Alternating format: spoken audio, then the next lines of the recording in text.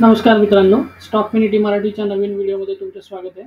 आणि आज मी तुम्हाला माझा जो ट्रेड आहे तो मी लाईव्ह मार्केटमध्ये दाखवण्याचा प्रयत्न करणार आहे. आणि आज हे बघा, मी इथे जी पोझिशन आहे ती मी पोझिशन घेतलेली आहे. साधारण 277ला मी 46,800चा जो पुट ऑप्शन आहे तो मी बाय केलेला आहे. आणि आजच्या माझा जो व्ह्यू आहे हा थोडासा डाउन साईडला आहे, थोडासा निगेटिव्ह साईडला आहे.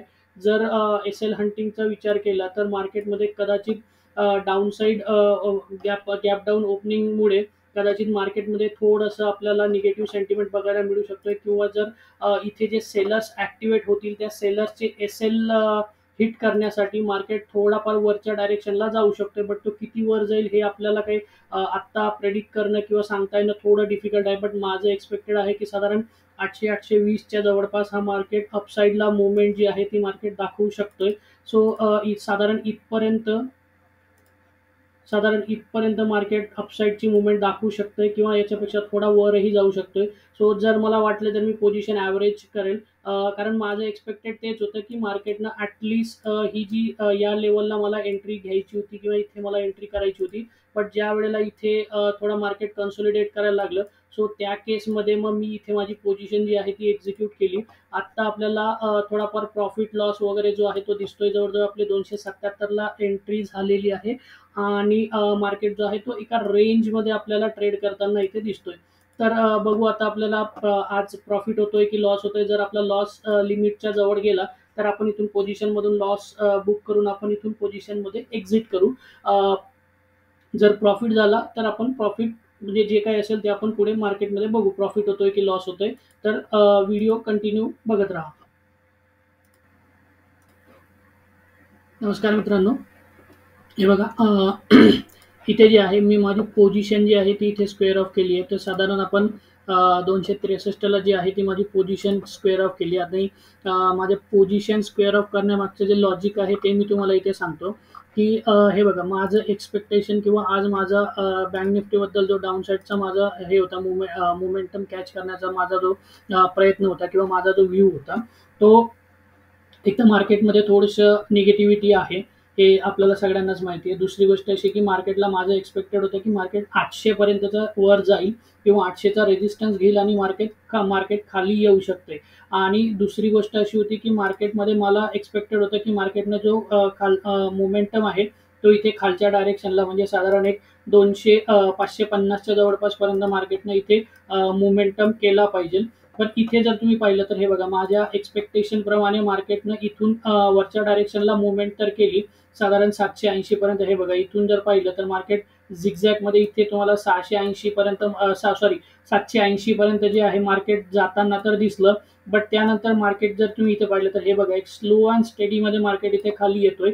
आणि मार्केट इथे प्रयत्न काय करणार, हे म्हणजे हा माझा व्ह्यू झाला.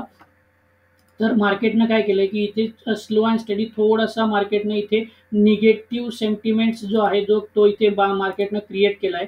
म्हणजे इथे जर तुम्ही ही ब्ल्यू लाईन जर पाहिली तर आता इथे नॉर्मली काय होतंय ना की बायर्स आणि सेलर्स कन्फ्यूज आहेत. म्हणजे इथे काय होतंय की ही ग्रीन कॅन्डल जी आहे ही बघून बऱ्याच लोकांनी इथे बाय साईडला पोझिशन्स ज्या आहेत त्या बनवल्या असतील. आणि बऱ्याच लोकांनी इथे बाय साईडला पोझिशन बनवले असतील. दुसरी गोष्ट अशी की जर इथे ही सेलिंग साईड जर तुम्ही इथे पाहिलं,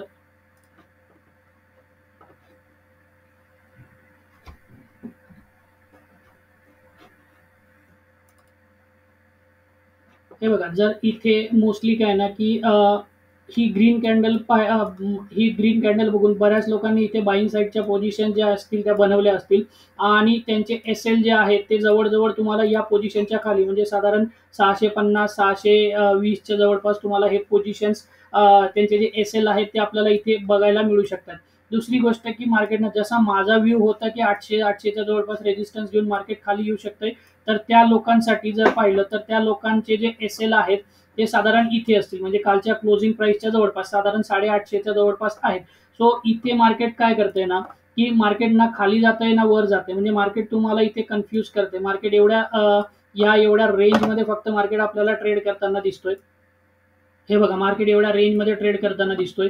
माझं एक्सपेक्टेशन एवढंच होतं की मार्केटनं इथे म्हणजे या मूव्हमेंटपासून थोडासा फास्ट मूव्हमेंट जर केला असता, साधारण 550 पर्यंत किंवा 600 पर्यंत जरी केला असता, तर साधारण मला एक 150 ते 120 पॉइंट जे आहे ते कॅप्चर करायला इथे बघायला मिळाले असते. बट मार्केट काय करते, इथे छोट्या-छोट्या कॅन्डल्स बनवतं. या छोट्या-छोट्या कॅन्डल्स पुढे काय होतंय ना, की हे बघा माझा प्रीमियम ज्या प्रीमियमला मी घेतला होता, जवळ-जवळ मी 277 ला माझा प्रीमियम घेतला होता. तेव्हा मार्केट ट्रेड करत होतं जवळ-जवळ 700 30 740च्या जवळपास मार्केट ट्रेड करत होतं. पण आता जर तुम्ही इथे पाहिलं तर मार्केट 700च्या खाली आल्यानंतर सुद्धा माझा प्रीमियम जो आहे तो वाढलेला नाहीये. सो इथे मोस्टली माझ्या पॉइंट ऑफ व्ह्यूने इथे प्रीमियम डीके होतील. जर झालाच मोमेंटम तर मार्केट साधारण 800 पर्यंतचा एक मोमेंटम करेल आणि खाली जो आहे तो 580 पर्यंतचा एक मोमेंटम करेल. कारण काय झालंय ना, इथे मार्केटनं आता बायर्स आणि सेलर्स दोघ्या बाजूला इथे ऍक्टिव्हेट झालेले आहेत मार्केटमध्ये. कारण ज्या लोकांनी इथे इथे बायर्स ऍक्टिव्हेट झाले असतील त्यांचे एसएल खालच्या बाजूला असतील आणि जर इथे सेलर्स ऍक्टिव्हेट झालेले असतील तर त्यांचे जे एसएल असतील ते साधारण वरच्या डायरेक्शनला असतील. सो मार्केट एवढ्या रेंजमध्ये ट्रेड करेल असं मला वाटतंय. सो त्यामुळे मी माझ्या पोझिशन मधून जे आहे ते पोझिशन जी आहे ती स्क्वेअर ऑफ केलेली आहे.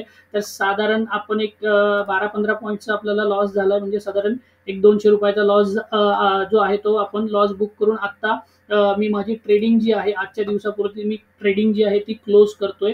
कारण हे बघा मी 740च्या जवळपास मी पोझिशन बनवली होती आणि 740च्या जवळपास पोझिशन बनवल्यानंतर सुद्धा आता मार्केट जवळ-जवळ 700च्या खाली मार्केट ट्रेड करते, तरी सुद्धा मला माझ्या पोझिशनमध्ये जो आहे तो लॉस बघायला मिळतोय.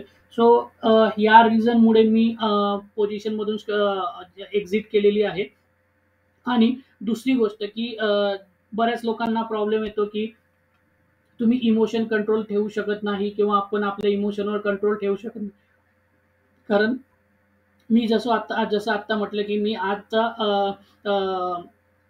जी माझी आजची ट्रेडिंग आहे ती ट्रेडिंग मी क्लोज करतोय आणि याच्यापुढे मी दुसरा कुठलाही ट्रेड घेणार नाही.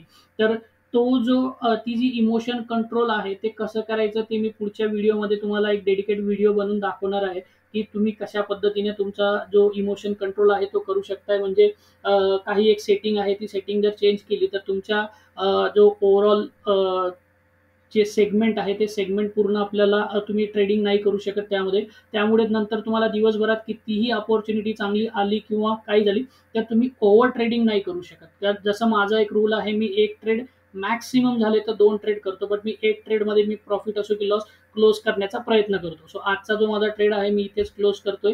व्हिडिओ आवडला असेल तर लाईक, शेअर आणि सबस्क्राईब नक्की करा. धन्यवाद.